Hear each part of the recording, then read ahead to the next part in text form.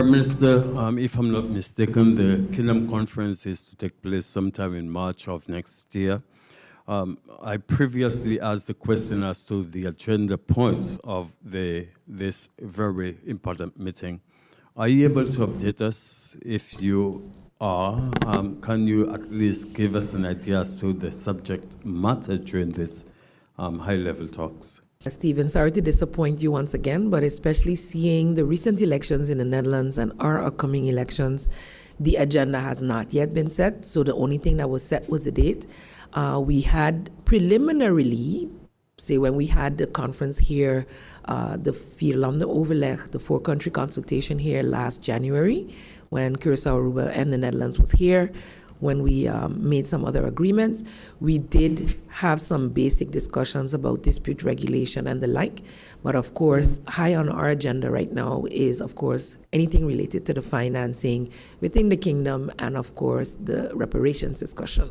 That would definitely, from our side, play a huge role, seeing what's going on between the Aruba and the Netherlands, and between us also requesting to have some kind of debt relief, especially from the COVID loans and other things that came out of disasters, which is part of the international manner of looking at things in terms of debt cancellation and reduction. So that would be our priority moving forward, and ensuring that we have sure footing within the kingdom if we are to continue as such. But at this point, no decision has been made as to the topics as yet. Minister, the year is quickly approaching. I'm sure preparations for the distribution of license plates and road tax to be paid are well underway. Can you provide an update? The preparations are going great. As you may know, we're going over to a new system now with the QR code. We have a full-on campaign happening at the moment. I believe you've seen, we went over from the trial period into now we're going to start executing it. And we'll be going from now until the first couple of weeks in January. We will be promoting very, very heavy on the new system. So we won't be purchasing new plates because we'll be using the existing and going over to the QR code stickers. Is it your intention, though, based on the new system, that you might want to probably educate the masses as to the change as it is being presented to them? Yeah, so that has already started, actually. So we have been doing the radio promo. We have had Facebook, YouTube, videos. We've been promoting heavily, but we'll start promoting even more right after the holidays. But we are currently already promoting heavy already.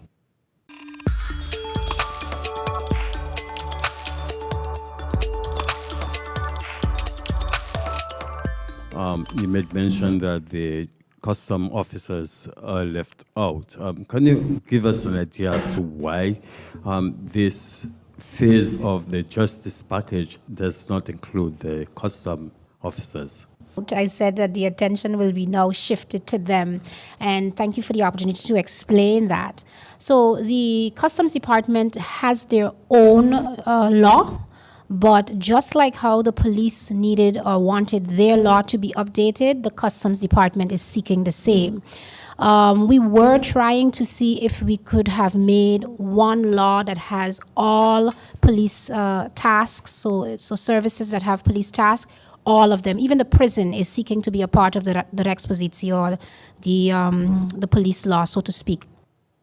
But there are certain specifications or specialities in the service line that does not necessarily mirror each other, so they wouldn't fit. For that reason, we did not want to keep back this process, but in the covenant agreement that was made with the CCSU, it was decided that we will complete this aspect, and immediately we will shift our attention to seeing to it that what the prison or the correction officers of the prison, as well as the custom department, is in need of, we will address it. We've already commenced that. So we have a group from the customs department that is going to work along with HR Justice and work along with our legal team. I believe we have a meeting coming up with them tomorrow, if I'm not mistaken, for us to be able to see what is it in their existing customs law they need updated or changed in order to really be in a line with current day.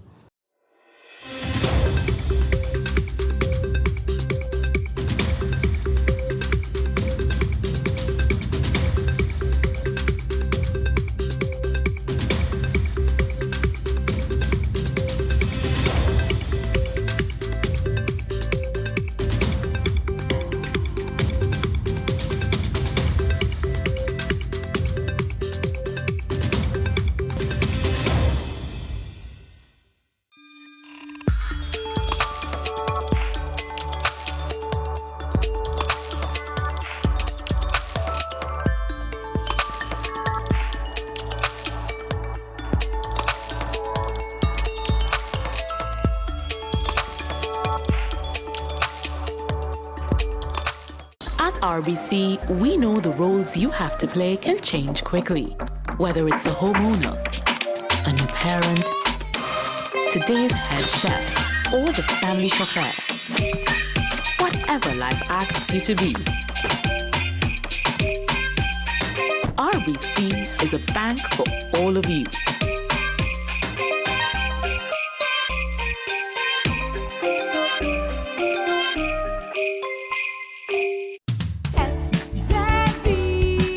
Your social and health insurance is your social and health insurances. Are you SXM insured? Do you have a valid medical insurance status? SXM is cardless. Request your My SXM account today and enter the virtual office of SXM. Go to sxv.sx and sign up now. Your social and health insurances.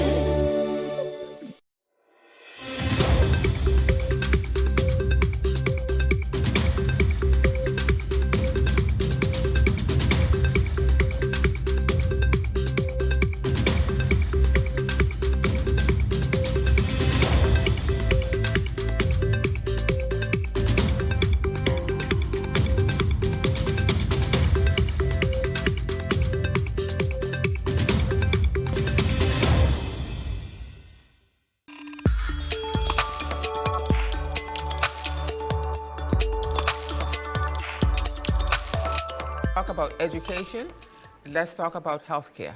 Okay, so I also said one in my document as well. There are 2 points I'm touching on with education, vision for education. Number one, I said I'm going to reduce the school fee with 75%. I found the money. Oh, you found the money? Yeah, I found Okay, the money. Okay. We have to cut somewhere where they're wasting. Okay. I know the effective. Remember we talked about effective management. Not to go in details. Yeah. I found how we're going to do that. 75% of school fee, I'm going to reduce it. Why? Yeah. A lot of parents are hurting, Yeah. not only with the GB, so they have a little more reserve over to also deal with, for example, the breakfast of the kids, packaging, or whatever. So that's one. The second one I'm also looking at for education is the after-school activity programs.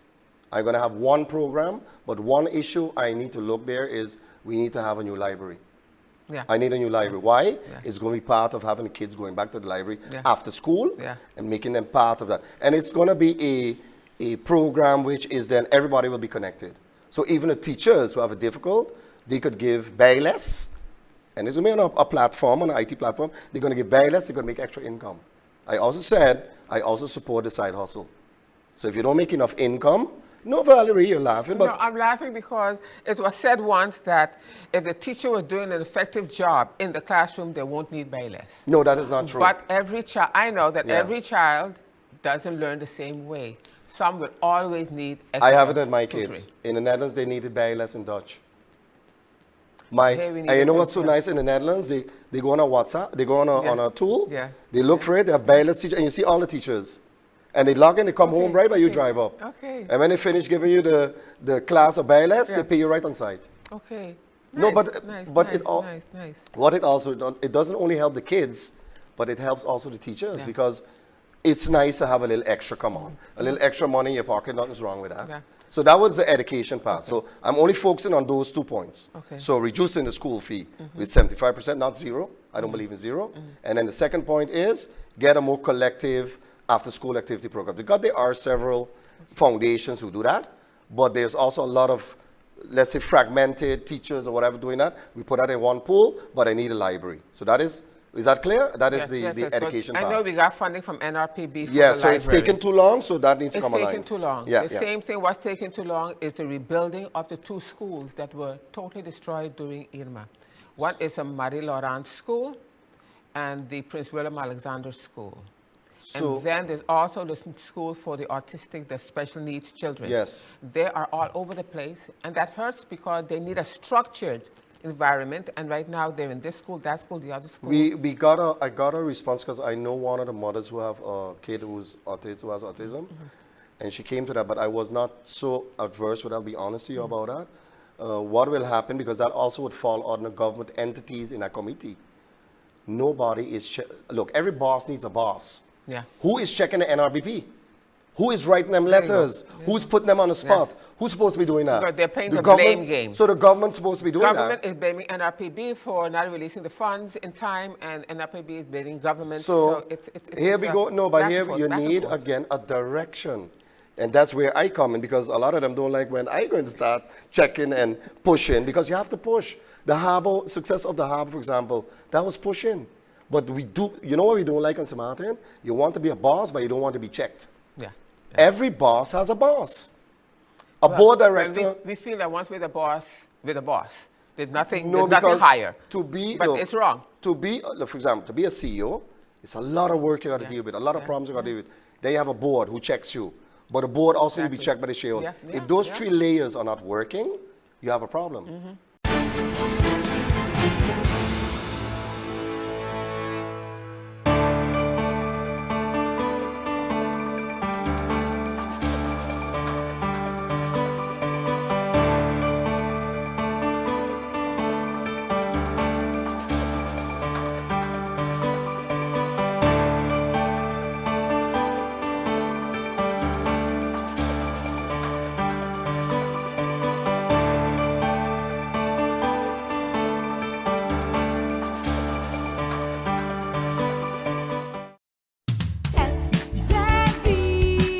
Your social and health insurance is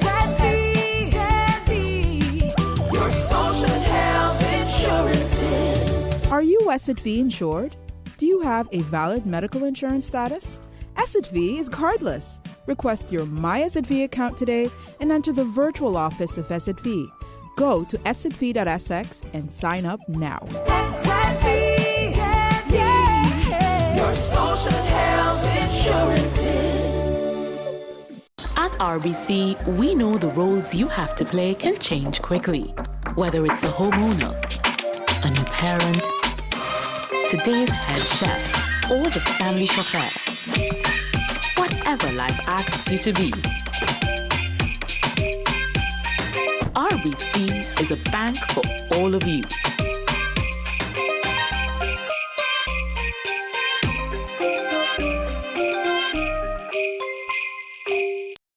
St. Martin, listen up. The Civil Registry Department has taken 7 services online. That's right, you can now request a family tree, local address change, migration deregistration, a registration form, request for existing certificates, transfer your driver's license, and a driver's license declaration, all online. Go to services.stmartingov.org/civil registry and easily complete a request form for the service that you need. You can also pay for the services online using a major credit card or debit card and receive certain final products digitally as well.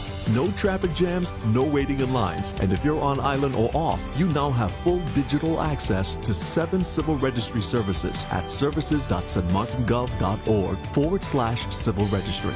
That's services.stmartingov.org/civil registry. For more information, call 542-0652. Now go online and request your service form today.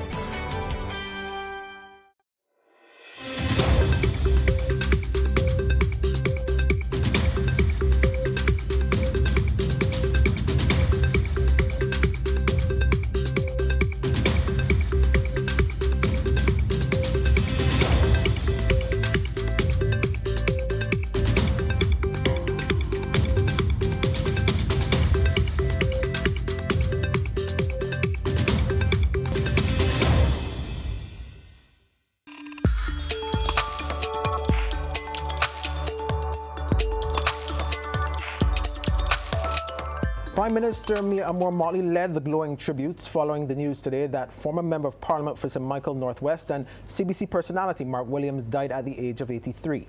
Now, CBC News understands he passed away at the Queen Elizabeth Hospital in the early hours of this morning. Mr. Williams was a former sales representative here at the CBC and was also the host of the long-running program Looking Back on Q100.7 FM. In her tribute, Prime Minister Motley described Mr. Williams as a boss at sales, a show promoter at the top of the class, and a politician who could hold his own against the biggest names. She said he lived to showcase the Bajan culture and was a social influencer long before social media was even conceived. When expressing condolences on behalf of the government and people of Barbados, she publicly thanked him for the support he has given to her and the Barbados Labour Party over the years. Prime Minister Motley says while she readily admits that his independence of spirit led him to be publicly critical when he felt it necessary, she also confesses that it has helped to sharpen her focus, and for that she will always be indebted to him. Now, in his tribute, veteran journalist and promoter Al Gilks recalled when he and Mr. Williams teamed up to promote events back in the 60s and 70s, noting they were able to bring in some very big names at the time. Mr. Gilks adds that since then he has maintained a close ties to Mr. Williams' family, so he was aware that he had been ailing in recent times. The two of us worked with a female promoter from Trinidad, and she was a person who did the Miss Trinidad Universe show, but she was also involved in a regular show business, and she had us as her promoting Barbados, and through that we would have done Stevie Wonder at Kensington Oval in 1968, I think it was. We did the likes also of Joe Tex, who was big, and the Drifters and all the big names out of the States who came through Barbados at the time. Meanwhile, when a CBC team visited the family home, the eldest of all Mr. Williams' children, Beverly, said they were all deeply touched by the outpouring of love and support since the news of his death. I just want to say thanks to the whole of Barbados. The outpouring of love, since I haven't slept since 2:30.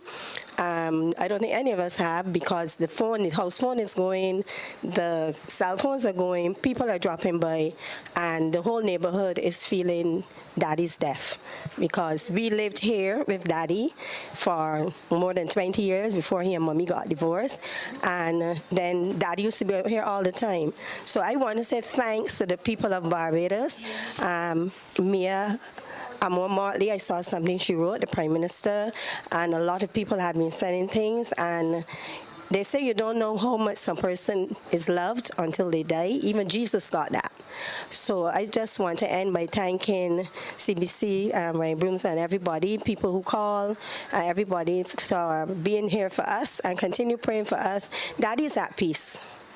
He's at peace. He lived 83 years, and he's at peace. He got to see his grandchildren, and most of his grandchildren, and he got to get a great-grand. And Mr. Williams' son Paul, who cared for him in his latter stages, said he had been ailing for some time, but got progressively worse in recent weeks. He reveals his father was significantly impacted by the death of his friend, veteran entertainer Richard Stout. We went out the Saturday. He can walk. I can hold him. He can walk. The Sunday morning, my father called me and told me Richard Stout died. The Monday, I went for my father, and the girl, Marlene, told me, "Man, your father ain't walking." I said, "My father ain't walking." I gone and said, "Daddy, let me go. The man won't walk."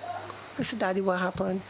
So from that day to the day passed where my father ain't walk no more, I cry every single day. I mean, cry. When I go to carry my father food, he crying. When upon the evening I go back, he crying. From the time my father heard that Richard Stout passed, my father cried every day till the day he died. And Mr. Williams' sons, Christopher and Andrew, were also present at the family home, and they reflected on his strict upbringing. They said while his work often kept him away, at times he was always committed to his children and their well-being, including them in many of his activities in the entertainment world and teaching them the ropes. Mr. Williams, as you know, won the St. Michael Northwest seat for the Barbados Labour Party in the 1999 general election, serving one term. His son Christopher said he was regarded as the unofficial mayor of the constituency for decades.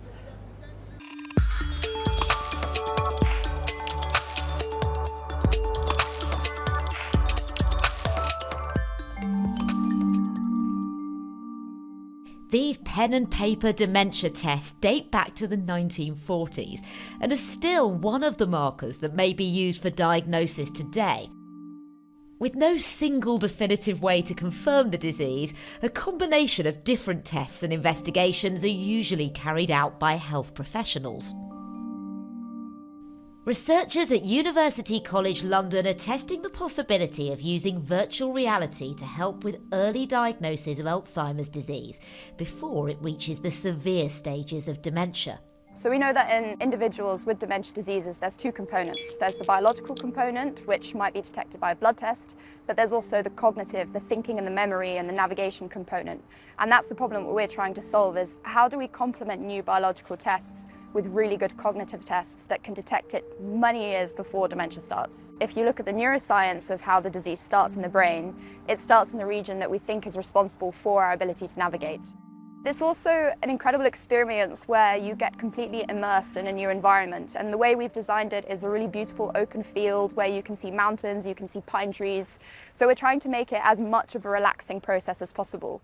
It's time to go into the virtual world, and then I'm going to be navigating my way around. Yes, exactly. From a starting point, the user has to follow the cones, and then information from the virtual landscape is removed, and they need to find their way back to where they started from. And this is the controller, and you will only have to use the trigger button, which is the one... that one? Yeah. Basically, you are immersed in this virtual environment. There's the one. I'm just going to walk towards the cliff. And as soon as you reach, you stop. I need to remember this spot to come back to later. I'll now go to 2.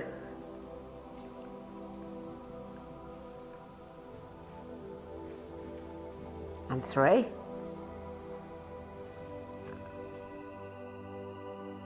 Oh, I'm somewhere else. What's happening now? So basically, this time we kept all the ground information, as you can notice, but we removed completely all the distant landmarks. Okay, so this is easier for distance, but harder for direction. Exactly, that's great, yeah, you got it. I think it was over here. The tricky bit's trying to get back to cone 1. Oh, I'm quite close. Yeah, well. Well, relatively close. Maybe I'm not that close at all. I'm in the right field, I think might be as close as I am. Well, I don't know how I did, but it seemed rather challenging. And I've done a lot of VR before, so I'm used to walking around in one of these headsets. I wonder how it would be for someone doing it for the first time for this purpose. Maybe it'd be thoroughly immersive, so it would do the job well. Or maybe it would be a bit distracting and make them feel a bit nervous. I don't know. The test doesn't discriminate based on language or culture. Navigation is something that we all do. We think that this is therefore a test that works across different cultures, and regardless of education, language, demographics, but we haven't tested those diverse populations who historically have always been slightly disenfranchised by standard testing, and say, well, actually, we can do it. We can apply this well and identify you too. We are seeing a potential turning point in Alzheimer's detection, though.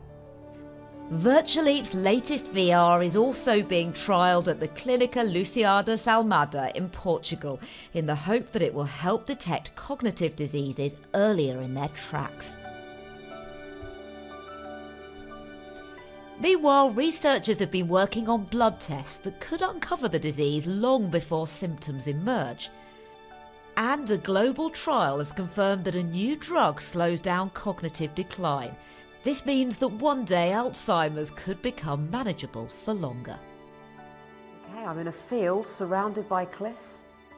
These are the first major breakthroughs that the scientific community's seen in the past 20 years. And although they are in their early stages, it gives us hope that one day the impact of dementia may be lessened.